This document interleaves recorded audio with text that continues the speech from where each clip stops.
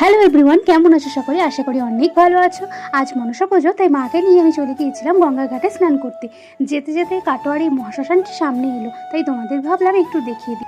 এই শ্মশানের সংলগ্ন কিন্তু একটি ঘাট আছে, যে ঘাটেতেই কিন্তু আমরা স্নান করতে যাচ্ছি। সেই ঘাটটার নাম হলো মরিঘাট, এবং ওই মরিঘাটে কিন্তু কিছুদিন আগে ভোলে বাবার মাথায় জল ঢালার জন্য অনেক সন্ন্যাসী এসে জল নিয়ে গেছে। তখন কিন্তু অনেকটা জল জমে গিয়েছিল, ঘাটের মাথায় উঠে এসেছিল পুরো জল। এখন কিন্তু তাও অনেকটা কমে গেছে, যেখানে আমরা বসে স্নান করতে পারবো। আর তখনই দেখলাম এক তুলি বাড়ি থেকে কিন্তু মনসা মায়ের জন্য ঘটে জল নিতে চলে এসেছে। এই মরাঘাটের কাছেই কিন্তু একটা শিব মন্দির রয়েছে, যেটাও খুব ফেমাস। আমার তো এই ভরা নদীতে স্নান করতে প্রচন্ড ভয় লাগছিল, কিন্তু কিছু তো করার নেই। তারই মাঝে দেখলাম জলের মধ্যে এরকম ছোট্ট নৌকা নিয়ে যাচ্ছে। তারপর একে একে স্নান ছেড়ে নিলাম, এবং জলের মাঝে বেশি নামতেও পারিনি। সিঁড়িতে বসেই ওই কোনো রকম জল ঢেলে আমরা উঠে পড়েছিলাম। তারপর এক বালতি জল নিয়ে আমি চলে গিয়েছিলাম ভোলে বাবার মাথায় জলটা ঢেলে দিতে। যেহেতু মন্দিরটা ঘাটের কাছেই ছিল, তাই ভাবলাম কেননা ভোলে বাবার মাথায় জলটা ঢেলে আসি।